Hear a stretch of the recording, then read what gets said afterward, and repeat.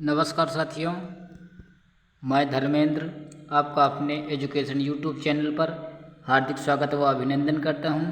आज की यह वीडियो कारक से संबंधित होगी, जिसमें आप कारक को तुरंत पहचानेंगे कि इस वाक्य में कौन सा कारक है।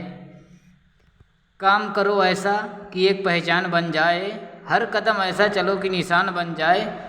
यहाँ ज़िंदगी तो हर कोई काट लेता है, ज़िंदगी जियो इस कदर की मिसाल बन जाए। तो चलिए वीडियो को शुरू करते हैं।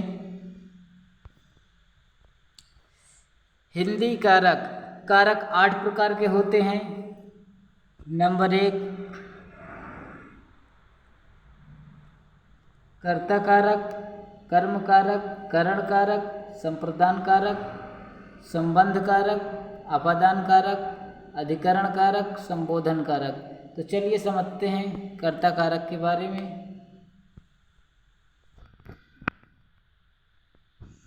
पहले समझते हैं कारक की परिभाषा। कारक का अर्थ होता है किसी कार्य को करने वाला, जो क्रिया को करने में भूमिका निभाता है, वह कारक है। कारक उदाहरण: वह रोज सुबह गंगा किनारे जाता है, वह पहाड़ों के बीच में है, नरेश खाता है, सूरज किताब पढ़ता है। तो भी हम समझेंगे कि इन उदाहरणों में कौन सा कारक है। अभी इन पर ज़्यादा ध्यान नहीं देना है। चलिए बढ़ते हैं नेक्स्ट। कर्ता कारक: जो वाक्य में कार्य को करता है वह कर्ता कारक कहलाता है। कर्ता वाक्य का वह रूप होता है जिसमें कार्य को करने का पता चलता है। कर्तक कारक का विभक्ति चिन्ह ने होता है। अब जैसे उदाहरण: मेरे मित्र ने आज यह खाया था, रामू ने आज गाड़ी चलाई थी, टीचर ने आज मुझे पीटा था, सुरेश ने आज केला खाया था, दीपक ने सुबह आज बादाम खाए थे। तो जैसा कि हम देख रहे हैं कि यहाँ पर विभक्ति चिन्ह ने आया हुआ है, जो कर्ता कारक का विभक्ति चिन्ह होता है। जैसे मैं कह दूं मेरे मित्र ने आज सेब खाए, मेरे मित्र ने आज खाना खाया। तो कहने का तात्पर्य है कि जहाँ पर ने विभक्ति दिख जाए वहाँ पर कर्ता कारक होता है।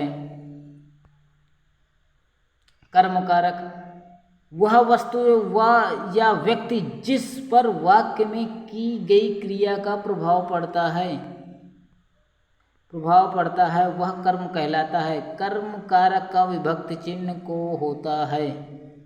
कर्म कारक का विभक्ति चिन्ह न होता है, जबकि कर्ता का विभक्ति चिन्ह ने होता है। आइए कर्म कारक के उदाहरण: राम ने रावण को मारा, रमेश ने राधिका को तमाचा मारा, माँ ने अपने बच्चे को दूध पिलाया, कुत्ते ने मेरे दोस्त को काट लिया, राम ने घोड़े को पानी पिलाया।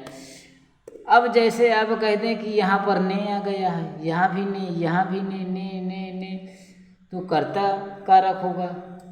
तो हम सबसे सिंपल ट्रिक है, हम लास्ट वाले को देखते हैं, को लास्ट वाले विभक्ति चिन्ह को देखते हैं और वही कारक होता है। राम ने रावण को मारा, को कर्म कारक की विभक्ति चिन्ह है। राधिका को तमाचा मारा रमेश ने, या को कर्म कारक की विभक्ति चिन्ह है। तो कुल मिला के जहाँ पर को विभक्ति चिन्ह आ जाए, यदि कर्ता का विभक्ति चिन्ह भी है और कर्म के विभक्ति चिन्ह आ जाए तो वहाँ पर कर्म कारक होता है।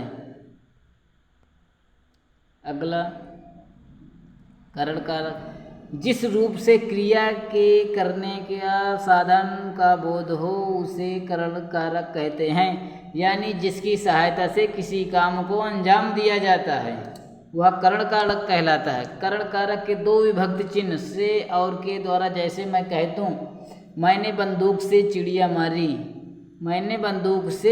मारी, तो यहाँ पर जो बंदूक है वो एक मारने का साधन है। तो जहाँ पर भी साधन का बोध हो उसे करण कारक कहते हैं। और करण कारक के दो विभक्ति चिन्ह से और के द्वारा होते हैं।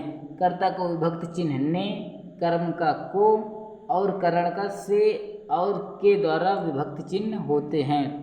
तो चलिए करण कारक के कुछ उदाहरण देखते हैं। राम ने रावण को बाण से मारा।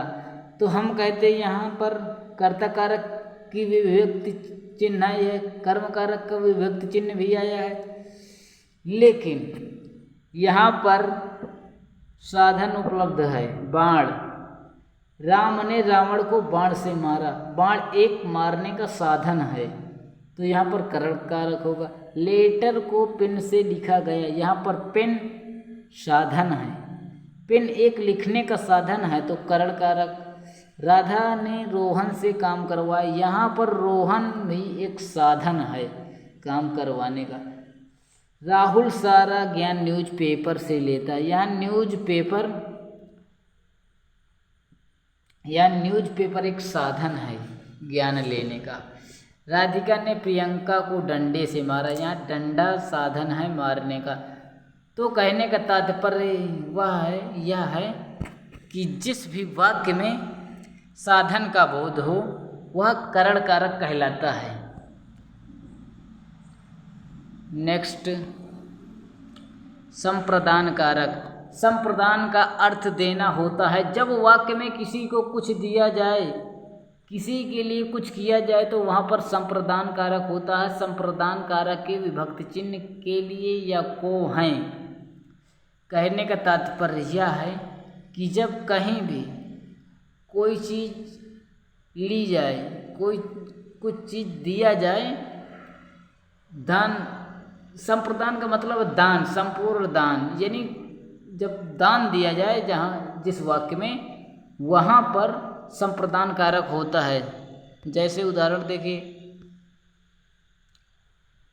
वहाँ पर संप्रदान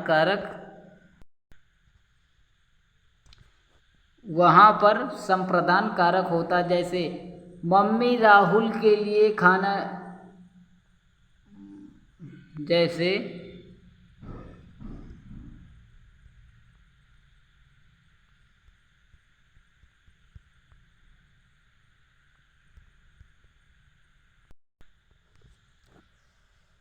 संप्रदान कारक के उदाहरण, मम्मी राहुल के लिए खाना लेकर आओ, पापा राधा के लिए नई साड़ी लेकर आओ, राकेश गरीबों के लिए खाना लेकर आओ, श्याम ने राधा को गिफ्ट दिया, रुक्मणी ने राम को गुलाब का फूल दिया।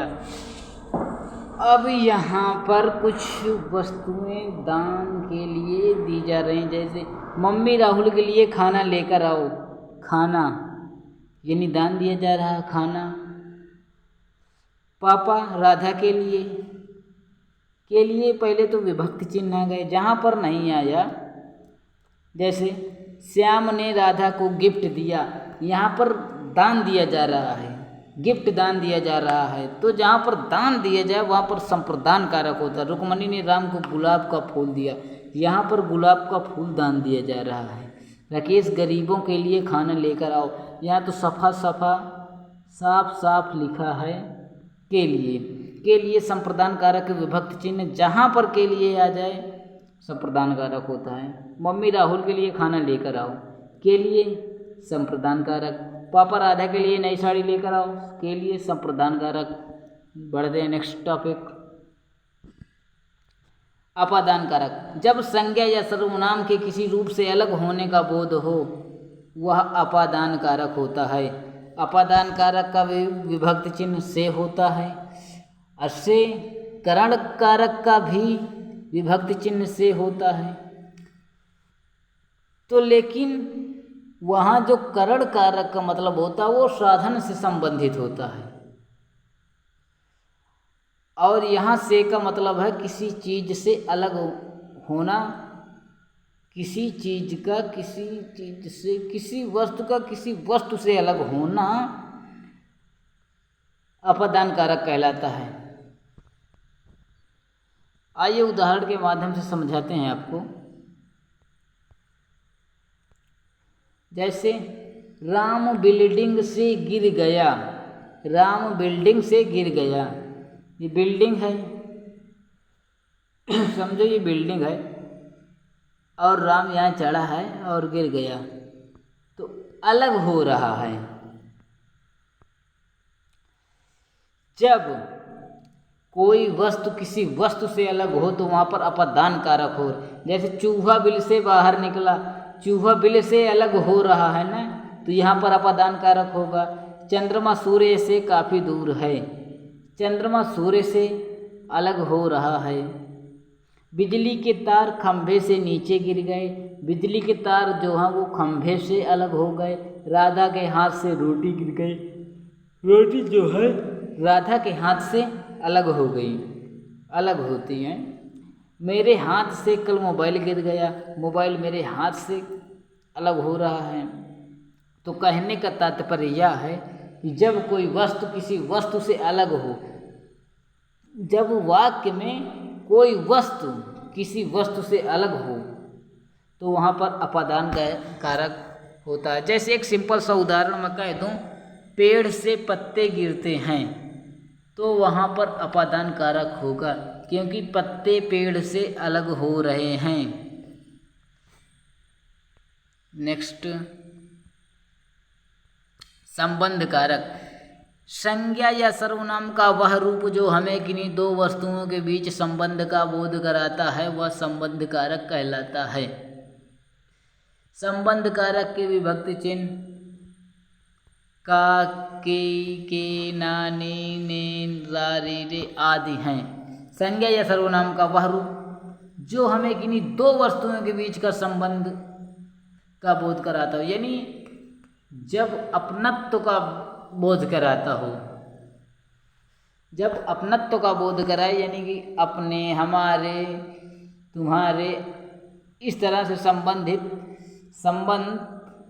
आए तो वहाँ पर संबंध कारक होता है। उदाहरण के माध्यम से, जैसे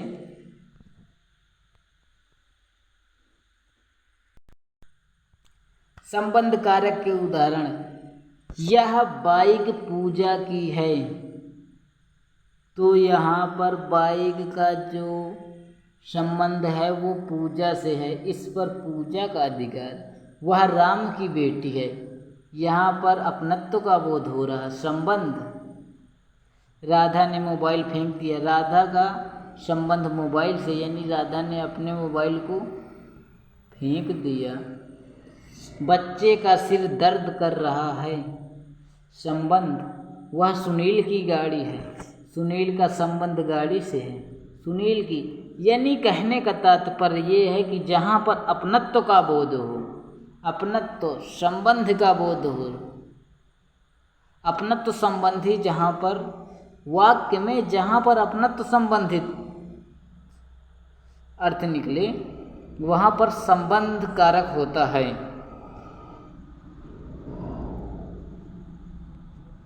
अधिकरण कारक। संज्ञा का वह रूप जिससे क्रिया के आधार का बोध हो उसे अधिकरण कारक कहते हैं। इसकी विभक्ति में और पर होती है, भीतर, अंदर, ऊपर, बीच आदि शब्दों का प्रयोग इस कारक में किया जाता है।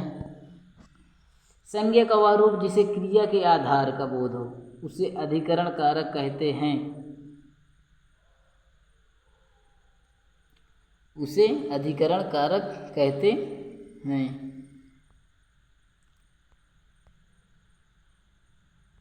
जैसे मछलियाँ पानी में रहती हैं, मछलियाँ पानी में रहती हैं, तो यहाँ पर में विभक्ति चिन्ह आया अधिकरण कारक का, के अधिकरण कारक का, में अधिकरण का। अब जैसे मछलियाँ मान लो ज़मीन पे रहती तो मैं ये कह सकता था मछलियाँ ज़मीन पर रहती हैं। राम ने क्लास बीच में छोड़ दी, राधा के घर के अंदर चोर था, मेरा दोस्त कमरे के अंदर है। तो जहाँ पर ऊपर नीचे, भीतर बाहर, अंदर ऐसे शब्द आ जाएं वहाँ पर अधिकरण कारक होता है और इसका विभक्ति चिन्ह में और पर होता है। संबोधन कारक। संज्ञा या सर्वनाम का वह रूप जिससे किसी को बुलाने, पुकारने या बोलने का बोध होता है तो वह संबोधन कारक कहलाता है। संबोधन कारक, अरे, हे अजय, हे राम, है भगवान आदि विभक्ति चिन्ह होते हैं। इसका प्रयोग वाक्य के प्रारंभ में होता है। ये संबोधन कारक संबंधित जो विभक्ति चिन्ह है उसका प्रयोग वाक्य के पहले होता है। जैसे अरे रमेश तुम क्या कर रहे हो, अरे यहाँ पर संबोधन कारक का विभक्ति चिन्ह है। हे भगवान विभक्ति चिन्ह, अरे विभक्ति चिन्ह। कहने का तात्पर्य यह है कि जहाँ पर इस तरह के शब्द दिख जाएं वहाँ पर संबोधक कारक होता है। अरे, हे भगवान, है राम, इस तरह के शब्द जहाँ पर संबोधन के चिन्ह दिख जाएं वहाँ पर संबोधन कारक होता है।